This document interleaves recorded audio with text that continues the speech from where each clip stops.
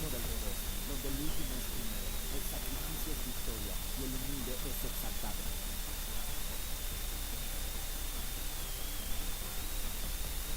Mateo, la llegada del rey.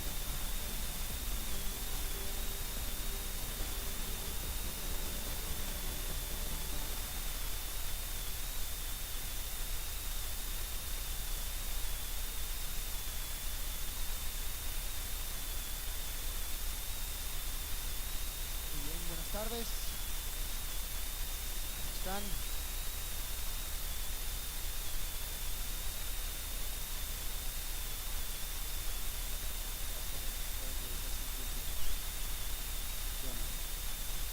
Bien, estamos continuando con Mateo. Seguimos viendo estos temas que tienen que ver con las enseñanzas de Jesús. Vamos profundizando en estas enseñanzas que siempre han estado, pero quizás nunca le hemos dado el espacio que requieren. Y cuando empezamos a rascarle, aunque sea un poquito, empezamos a darnos cuenta de una sabiduría profunda. Y hemos estado viendo estos temas, Mateo 5, 6 y 7. Ya estamos en capítulo 7 de Mateo, donde ya este es el último capítulo de lo que llamamos el Sermón del Monte. Y Jesús continúa hablando y exponiendo cómo es que se ven las dinámicas del reino. Y hoy vamos a hablar acerca de la interacción en el reino. ¿Cuál es la manera en que deberíamos interactuar en el reino de Dios? Y sabes,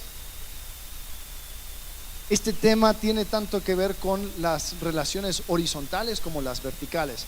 Y de cierta forma vamos a hablar una vez más acerca de la oración. Jesús nos enseñó en capítulo 6 cómo orar, el famoso Padre Nuestro, pero nos da un poco más de luz en cuanto a este tema. Y quizás la primera pregunta sería esta: ¿el orar realmente cambia las cosas? Cuando yo oro, ¿hay una diferencia? Me acuerdo hace unos años entré a esta pregunta porque estaba tratando de ver diferentes maneras de ver y entender el obrar de Dios. Me di cuenta que habían diferentes formas de ver a Dios y su actuar.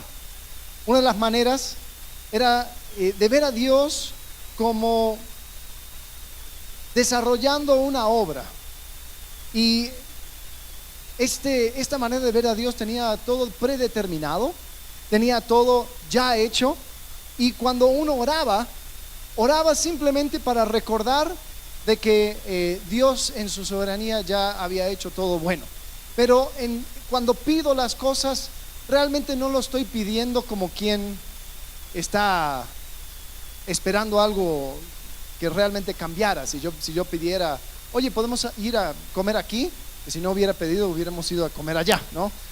No. Esta manera de ver a Dios tiene a Dios como simplemente aquel que está llevando a cabo todas las cosas que ya decidió hacer antes. Entonces estos teólogos dicen que cuando tú oras simplemente estás recordando de que Dios pues tenía aquellas cosas en mente y simplemente tú oras para, uno, porque Dios te mandó a orar, y dos, porque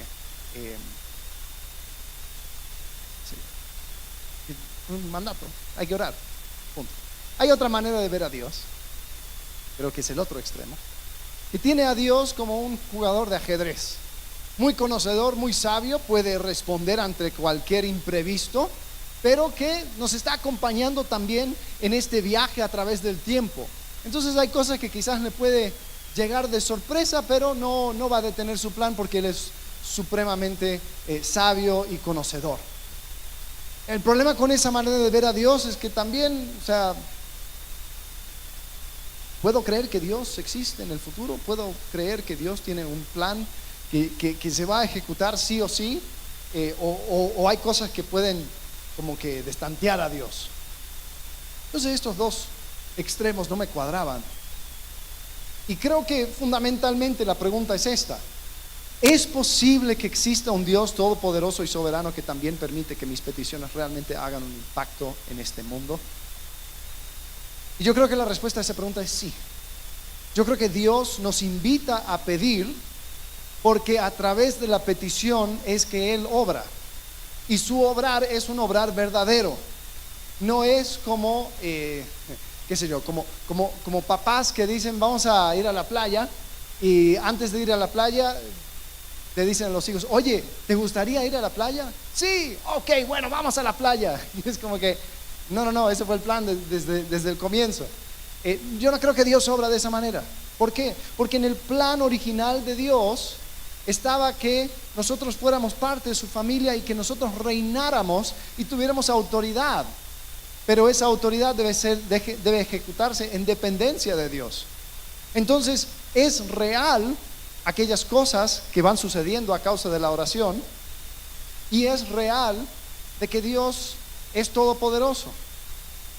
Ahora, mi deseo hoy, creo que el deseo de Jesús cuando está hablando de este mensaje, no es de entrar a los temas profundos que no nos corresponde acerca del obrar profundo de Dios. Yo creo que Jesús, cuando quiso hablar acerca de estos temas, quería resaltar la relación que tenemos con el Padre. Y eso es lo que yo quiero también resaltar. Mateo capítulo 7, versículos 7 al 12, dice así: pidan y se les dará, busquen y hallarán, llamen y se les abrirá. Porque todo el que pide, recibe, y el que busca, halla, y al que llama, se le abrirá. ¿O qué hombre hay entre ustedes que si su hijo le pide pan, le dará una piedra? O si le pide un pescado, le dará una serpiente? Pues si ustedes, siendo malos, saben dar buenas dádivas a sus hijos, ¿cuánto más su Padre que está en los cielos dará cosas buenas a los que le piden? Por eso, todo cuanto quieran que los hombres les hagan, así también hagan ustedes con ellos, porque esta es la ley y los profetas. Si estás tomando nota, quiero que anoten esto, es mi idea que quiero que se lleven. La petición revela el corazón del dador y del receptor. La petición revela el corazón del dador y de la petición. Del receptor. Porque la dinámica o la manera en que interactuamos en el reino de Dios es a través de la petición. Pidiendo es que se van dando las cosas. El filósofo Dallas Willard escribe acerca de la petición esto: pedir es, en verdad, la gran ley del mundo espiritual mediante la cual se logran cosas en cooperación con Dios, siempre en armonía con la libertad y el valor de cada persona. Cuando le pido a alguien que haga, o sea o de algo, estoy con esa persona en el plano de un vínculo sin ataduras ni fuerza o necesidad. Estamos juntos. El pedido une por su naturaleza misma. La exigencia, por el contrario, separa de inmediato. Esta tan peculiar atmósfera de unión lo que caracteriza al reino, y de hecho los seres humanos fuimos creados para vivir mejor cuando estamos envueltos en ella. Les enseñamos a nuestros hijos a decir por favor y gracias. Se entiende que es una forma de mostrar respeto, y eso está bien, pero también es una forma de conseguir lo que queremos o necesitamos. Es una forma de obtener lo que queremos respetando al otro, su libertad. En el acto mismo de pedir, en la naturaleza misma del pedido, reconocemos que la otra persona puede decir que no, y entonces, mansos e inocentes como palomas, aceptaremos esa respuesta. No vamos a presionar a esa persona por haberse negado. Aún así pedimos, y se supone que pedimos aún cuando en muchísimos casos el otro se niegue. Pidan y recibirán, busquen y encontrarán, llamen a la puerta y les será abierta, dice Jesús. Así es como tenemos que relacionarnos con lo demás. Ahora, es curioso que la primera conversación con el ser humano, relatado en Génesis, Dios, ¿cómo es que comienza su conversación? Haciendo una pregunta.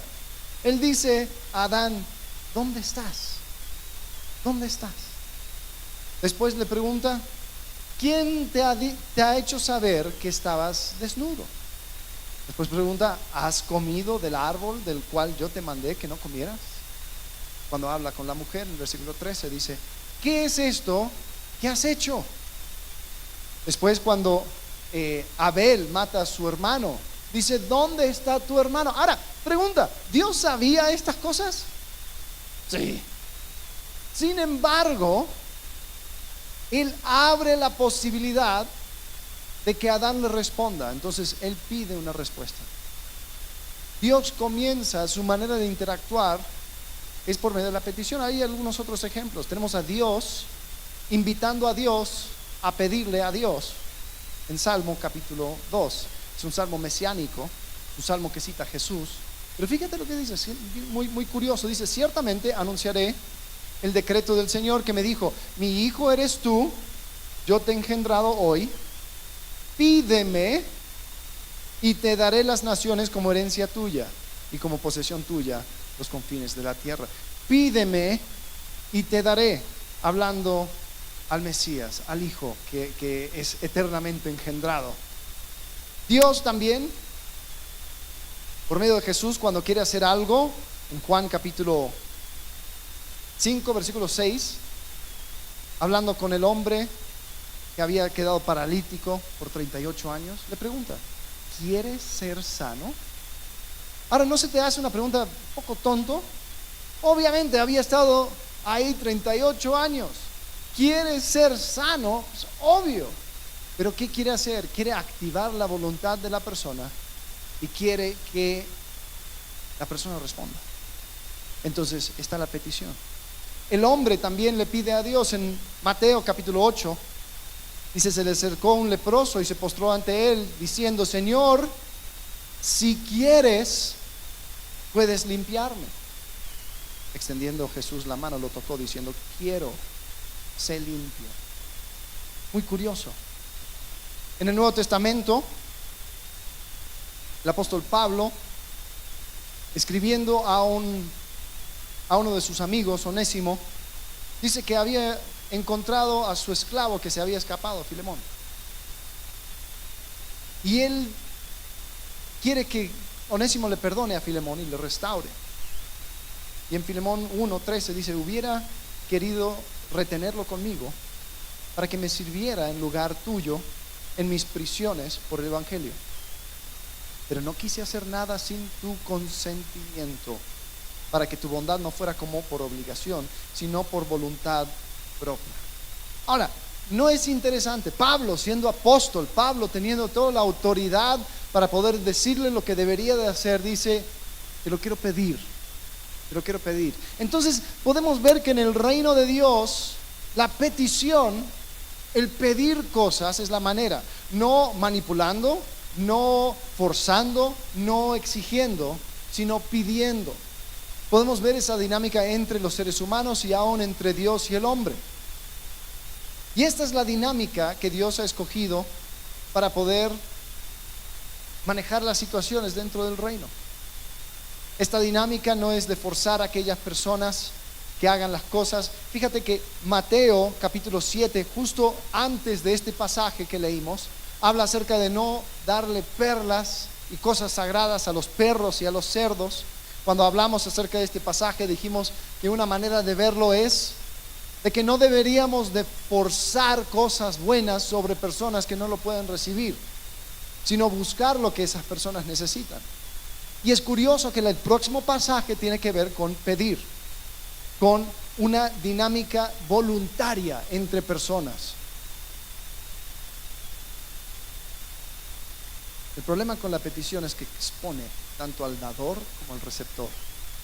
La petición revela el corazón de los dos y nos invita a una relación más profunda. Entonces en el pasaje Mateo nos invita a pedir, a buscar y a llamar. Ahora quiero desglosar cada una de estas cosas porque creo que hay algo muy interesante aquí. Primero, pedir. Pedir requiere de un dador generoso y de un receptor vulnerable. ¿Sabes? A muchas personas no les gusta pedir porque no quieren mostrar de que tienen necesidad. Seguro te ha tocado, siempre hay esa persona que nunca te deja pagar cuando sales a un restaurante. Yo pago. Ahora, aunque es increíble salir con personas así, eh, y a veces sí sale de un corazón generoso, a veces también puede salir de un corazón que no quiere mostrar de que necesita. Hay personas que aún si no tienen, están a su último centavo, dicen, no, yo voy a pagar, yo invito. ¿Por qué? Porque yo no voy a mostrar que yo necesite de nadie. Yo no voy a mostrar mi vulnerabilidad. Entonces siempre quieren andar como que si todo está bien, todo está bien, todo está bien, yo no necesito, yo solamente doy. El problema con pedir es que yo me muestro vulnerable.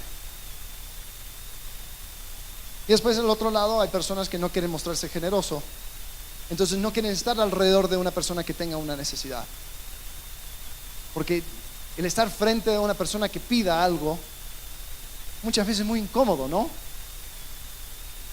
Si no me crees, trata de comerte una pizza entera frente a un perro hambriento. Va a ser imposible porque ya sabe cómo hacer con los ojos y la pata que lo sube y te mira. Y creo que esa dinámica es una que si no hay generosidad y si no hay vulnerabilidad se vuelve muy incómodo esto de petición. Pero Dios nos invita a esta relación con Él. ¿Sabes? Una de las cosas que Jesús nos invita a hacer es pedir por el pan diario. Señor, el pan de cada día, dános hoy. Es decir, ¿qué necesitas hoy? ¿Cuáles son las cosas que tú necesitas que sucedan hoy? Y sabes, Dios es un Dios generoso y le encanta concedernos esas cosas. Yo he comenzado orando de esa manera. Cuando comienzo a pensar en mi día, empiezo diciendo, Señor, estas son las cosas que yo quiero que vayan sucediendo. Señor, te pido por esto, te pido por lo otro. Son cosas específicas. ¿Pero por qué? Porque creo en un Dios generoso. Y no tengo problema en revelar mi necesidad. Decir, Señor, yo necesito que, qué sé yo, este papeleo se pueda resolver hoy. Señor, yo quiero que este problema, esta conversación se pueda dar de la mejor forma. Señor, yo necesito tal o cual cosa. Pero, ¿sabes cuál es el problema? Nuestro deseo de no mostrar vulnerabilidad juega en contra. Y no queremos pedir por cosas específicas. No queremos que nos vuelvan a lastimar. ¿Sabes? Jesús en este pasaje compara la relación con la relación terrenal con nuestros padres, ¿no? Y quizás algunos en su hogar han tenido experiencias con padres que constantemente le desilusionan, constantemente le dan promesas que después no cumplen, constantemente van diciendo cosas o haciendo cosas que van mostrando que no hay generosidad. Entonces, ¿cuál es mi respuesta? Yo no voy a permitir que nadie me lastime más. Yo no voy a permitir que nadie me diga no. Entonces en mi relación con el Padre, lo que trato de hacer es ser lo más general posible, ¿no? Porque ¿qué si pido que Dios sane a mi amigo y no lo hace? ¿Qué si pido que Dios me dé ese trabajo y no me contratan? ¿Qué si Dios no hace lo que yo pido? Entonces comenzamos orando generalidades. Decimos cosas como, Señor, queremos que se haga tu voluntad. Y ahí queda. Queremos que seas glorificado. Señor, ayúdanos a ser fieles. Ahora, ojo, todo eso está bien. No digo que está mal y no deberíamos orar por esas cosas. Aún Jesús en el jardín de Getsemaní, ¿qué dijo? No sea mi voluntad sino la tuya. Pero aún Él oró eso después de dar a conocer claramente lo que Él quería. Padre, si hay una posibilidad de que yo no vaya a la cruz, que yo no muera, yo quiero que eso se haga, pero que no sea mi voluntad. Entonces, aún Jesús en su relación con el Padre fue vulnerable, fue abierto, fue específico. Y creo que nosotros debemos de abrirnos al no, abrirnos y ser tan específicos que no tenemos un Dios general en ese sentido, que tengamos un Dios que de una forma nos podría desilusionar, porque nos arriesgamos con Él. ¿Sabes? Yo tenía una dinámica donde cuando era niño, yo fui antojado, ¿no? Veía, era la hora de la comida y andaba afuera con mi papá. En vez de decir, papá, ¿podemos ir a comer a tal lado? Yo trataba de manipular la cosa, decir, oh, papá, mira, hay un especial en Burger King, 2 por 1, muy curioso, ¿no? Tratando de manipularle para que él diga, ¿qué tal si comemos por allá? Y me daba cosa exponerme a la pregunta.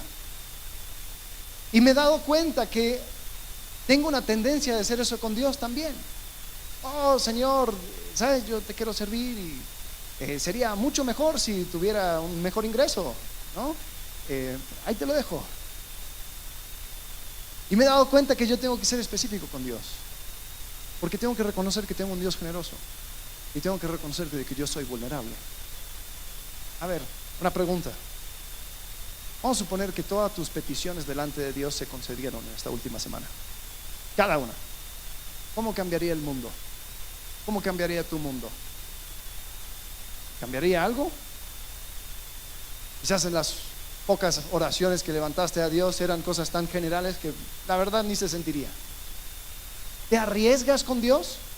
¿Te expones con Dios? Y ojo, no voy a negar de que hay muchas peticiones que se responden con no. Pero si nunca nos arriesgamos, ¿cómo vamos a saber que dijo que sí? ¿Cómo vamos a poder reconocer que tenemos un Dios generoso? En Hebreos capítulo 11, versículo 6 dice, en realidad, sin fe es imposible agradar a Dios, ya que cualquiera que se acerca a Dios tiene que creer que Él existe, número 1, que Él es capaz, y 2, Él recompensa a quienes lo buscan. Entonces hay personas que no quieren buscar a Dios, no quieren exponerse a ese no, entonces no voy a pedir nada. Pero Jesús dice, pidan. Hablando de buscar, la segunda cosa que menciona Jesús es busquen y hallarán. Y hay una dinámica también con el buscar. Buscar requiere de un dador respetuoso y un receptor responsable. En el Evangelio de Lucas, capítulo 15, está la parábola del hijo pródigo. Y describe a un joven que malgastó su herencia. Y cuando ya llegó a su punto más bajo, se levanta y dice, ¿sabes qué? Voy a volver a la casa de mi padre.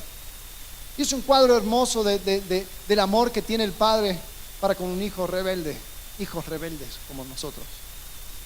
Pero algo curioso es que el padre en esa parábola no va y llega con el hijo en ese país lejano. No le rescata de su miseria, sino que el joven tenía que darse cuenta de que él necesitaba a su padre y tenía que levantarse e ir a buscar a su padre. Ahora cuando finalmente se reúnen, el padre hace una gran celebración.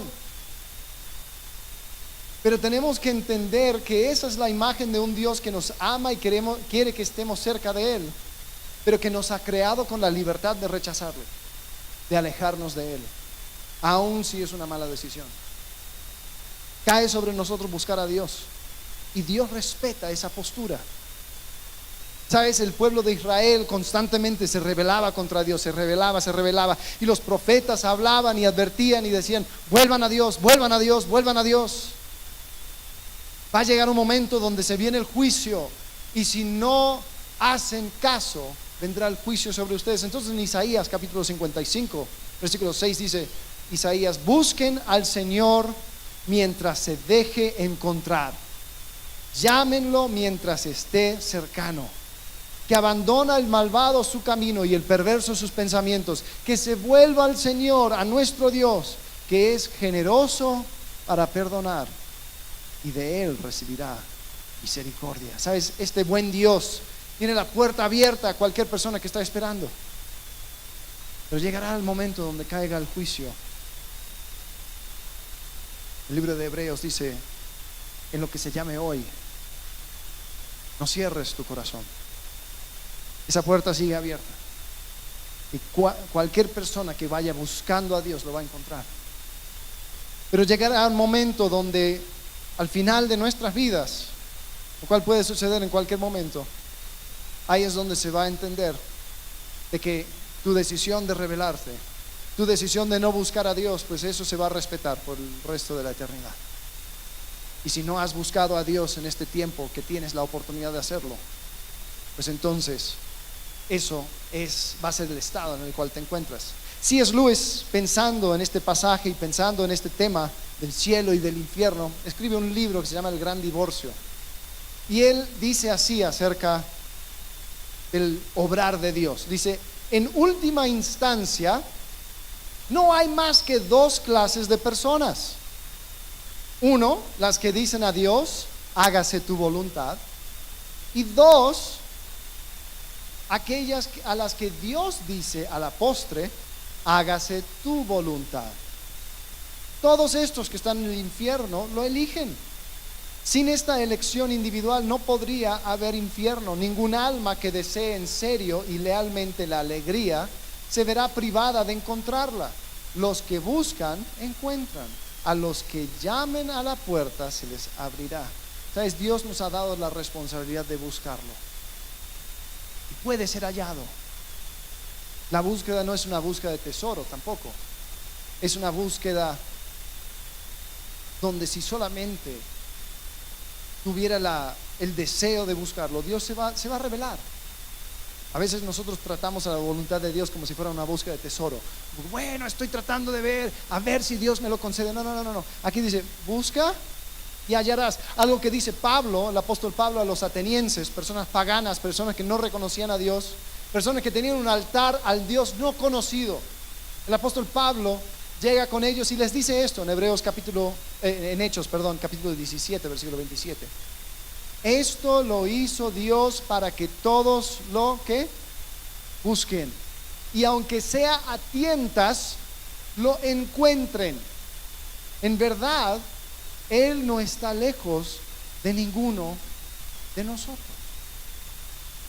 Pregunta, ¿de qué manera estás buscando a Dios? O quizás no estás buscando, porque dice, si Dios realmente fuera bueno, Él me encontraría a mí donde yo estoy, me sacaría de mi miseria, me sacaría de mi situación. Dios, ¿dónde estás? Quizás nos ofende el hecho de que Dios vaya a respetar nuestra decisión. Quizás nosotros pensamos que un buen Dios nos permitiría ser rebeldes toda nuestra vida, y después, cuando lleguemos delante de su presencia, que Él diga, no te preocupes, yo te voy a forzar a que vengas conmigo. No, así no funciona. Busca a Dios mientras pueda ser hallado, y en esa búsqueda lo vas a encontrar, porque Él se ha hecho cercano a cada uno de nosotros. Pero es un Dios que respeta nuestra decisión, y nosotros como quienes pidan tenemos que ser responsables de emprender esa búsqueda. Pidan, se os darán. Busquen y hallarán. Llamen, se les abrirá. Llamar requiere de un dador bueno y un receptor persistente. Como dije al comienzo, la petición revela el corazón del dador y del receptor. ¿Sabes? Cuando pensamos en esto de llamar, tenemos que pensar en una persona, el que recibe a la persona tiene que ser una persona buena, y un receptor tiene que ser persistente. Hay personas que critican a aquellos que oran por aparentes tonterías, cosas como, ay Señor, por favor te pido que me concedas en tu gran voluntad un espacio de estacionamiento porque no quiero caminar este calor. Señor, te pido que la taquería todavía tenga tacos de suadero. Yo sé que he llegado tarde, pero Señor, concédemelo en tu misericordia. Y yo antes también criticaba a esas personas, porque yo pensaba, bueno, si Dios se va a dar el tiempo para responderte, pues debería pedir por cosas buenas y grandes, ¿no? Como, qué sé yo, por las personas hambrientas, por tanto problema que hay en el mundo, no por un espacio de estacionamiento.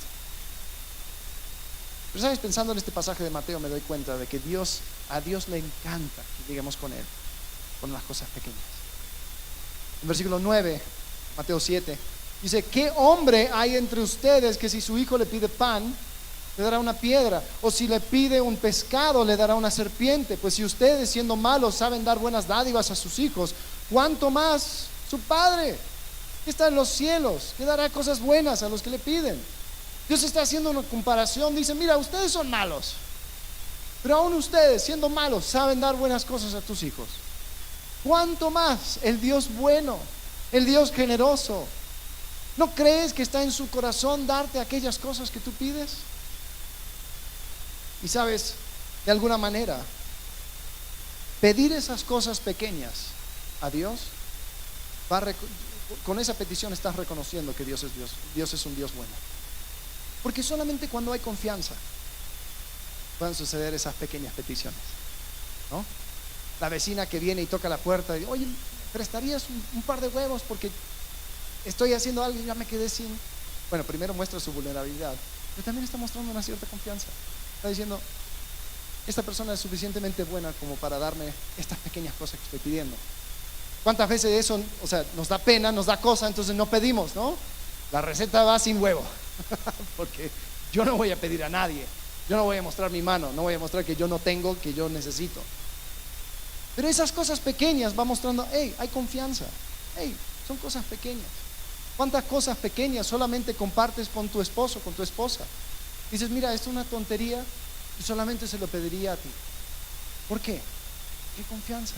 Porque hay un conocimiento de que esa persona que está a mi lado es una persona buena, una persona que me ama. Y cuando yo pido esas pequeñas cosas a Dios, estoy haciendo lo mismo. Hay un autor llamado Tyler Stanton, es un pastor de una iglesia en Portland, Oregon, en Estados Unidos, y él escribió un libro de oración que estoy atravesando y la verdad ha sido de mucho desafío a mi vida. Y cuando habla acerca de esto, de la bondad de Dios, él dice esto, él relata, dice, recuerdo perfectamente que el año pasado volví a casa después de un día muy largo. En un solo día participé en una reunión de ministros movilizados para luchar contra el racismo sistémico aún vigente en Estados Unidos.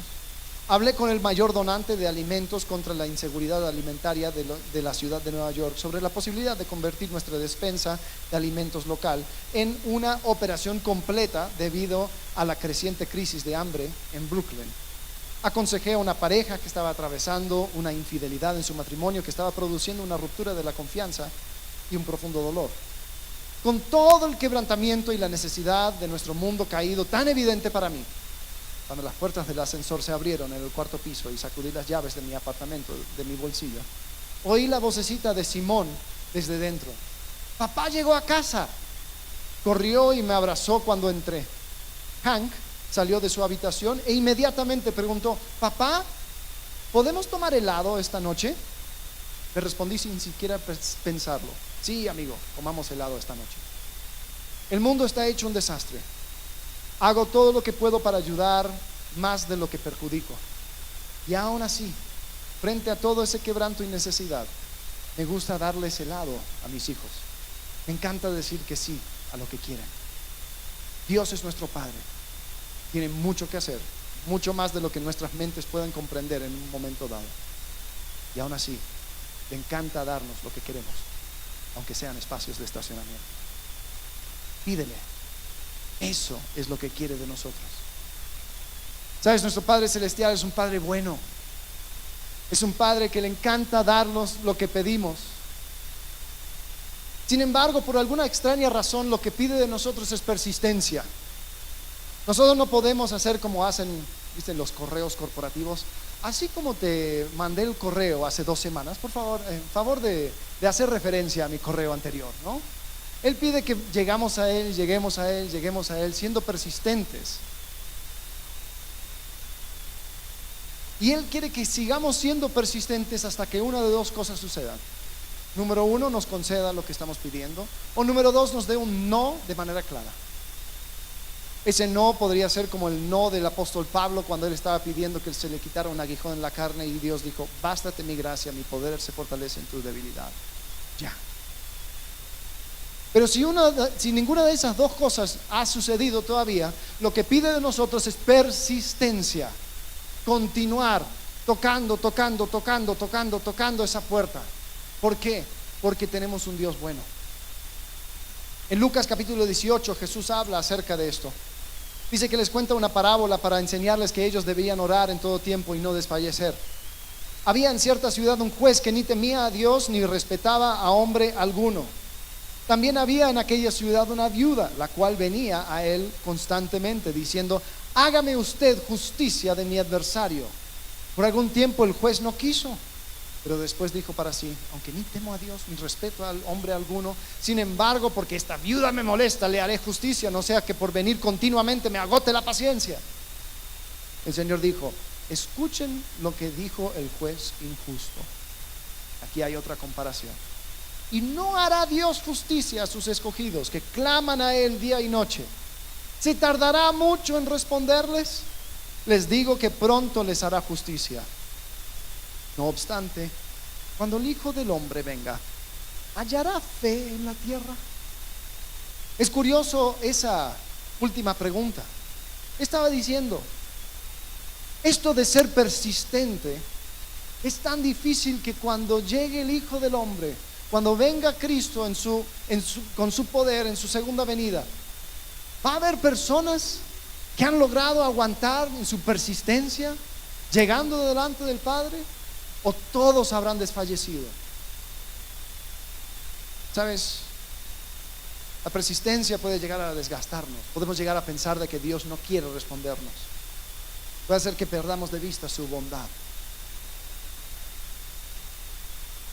Pero tenemos que entender que cuando persistimos es una declaración continua de fe, entendiendo de que Dios nos ama, Dios quiere hacer justicia y está en su corazón concedernos aquellas cosas que nosotros pidamos.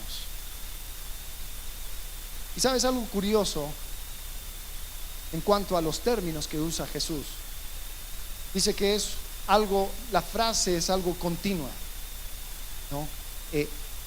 Vayan pidiendo y se les dará, vayan buscando y hallarán, vayan llamando y se les abrirá. Es algo continuo, es algo persistente. Pero cuando yo voy llamando, tengo que creer que Dios es un Dios bueno y que yo tengo que ser persistente. Ahora, ¿qué cosas has dejado de traer delante de Dios porque piensas que ya es demasiado pequeño? ¿O lo has pedido tanto de que Dios quizás no te quiere responder? Si quisiera responderte, lo hubiera hecho ya. Hay cosas así que ya dejaste, dijiste, bueno, seguro Dios ya me escuchó y Dios va a hacer algo en algún momento. No, Él pide de nosotros persistencia. ¿De qué manera estás siendo persistente en la oración? Y sabes, Jesús termina este pasaje con el versículo 12. El versículo 12 de Mateo 7 dice: por eso todo cuanto quieran que los hombres les hagan, así también hagan ustedes con ellos, porque esta es la ley y los profetas. Esto se conoce como la regla de oro. La regla de oro. Y es curioso porque muchas religiones tienen esta misma ley. No, porque en el Islam dice: no hagas lo que no quieres que la gente haga contigo. ¿Ves? La misma cosa. Los budistas tienen la misma cosa y dicen: ¿ves? Todo es igual. Ahora, creo que hay una gran diferencia. La gran diferencia tiene que ver con las primeras dos palabras. ¿Cuáles son las primeras dos palabras? Por eso. ¿Están conmigo? Gracias. Por eso. ¿Por qué? ¿Por eso qué? ¿De dónde viene? ¿Para qué está el por eso? Por lo que vino antes. Por el hecho de que podemos llegar delante de Dios pidiendo, buscando y llamando. Por eso que Dios es como un padre que le encanta darle cosas buenas a sus hijos. Por eso entonces podemos bajar nuestra dinámica vertical de pedir para tener una dinámica horizontal de pedir también, de ir respetando a aquellas personas y no forzándoles ni haciendo cosas que nosotros no quisiéramos que hicieran con nosotros. A nosotros nos gusta que la gente nos pida las cosas, ¿no? Y por eso está el versículo 12, porque dice: esa dinámica del reino también se traduce entre ustedes. ¿Ves? Nosotros también, así como vamos viendo de Dios un Dios generoso, un Dios respetuoso y un Dios bueno, nosotros debemos de hacer lo mismo. Debemos de también ser generosos y respetar las decisiones de aquellos que en su libertad van tomando decisiones para bien o para mal, y también ser buenos con aquellas personas que van buscando. Esa es la regla de oro. Pero no viene de la nada, no viene así al azar, viene porque es un reflejo del carácter de Dios. ¿Se dan cuenta? Hay una gran diferencia ahí. Por eso no manipulo, no forcejeo, no impongo mi voluntad sobre otros, porque sí, quizás hagan lo que yo no quiero, pero por eso también tengo el Padre Celestial. Puedo llegar delante de Él con mis peticiones, puedo llegar delante de Él, delante de nuestro buen Padre, para que Él se haga cargo. Entonces seamos generosos y vulnerables entre nosotros, seamos respetuosos y responsables entre nosotros, seamos buenos y persistentes entre nosotros, revelemos nuestros corazones al pedirnos cosas unos a otros, y cuando oremos no nos olvidemos que esta es la dinámica que Dios estableció en su reino. Interactuamos pidiendo, y sepamos que la oración sí cambia las cosas cuando nosotros pedimos. Fue el arzobispo de Canterbury que dijo: cuando yo oro se dan las coincidencias, cuando no oro no se dan las coincidencias. Y creo que es una manera muy interesante de ver las cosas.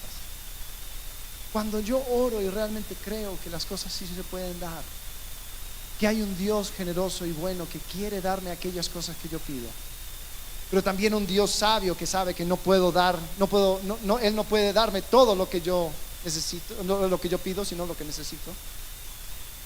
Yo puedo llegar delante de ese Dios, creyendo que mi pequeña petición Él lo va a escuchar, y Él es capaz de actuar basado en esa petición.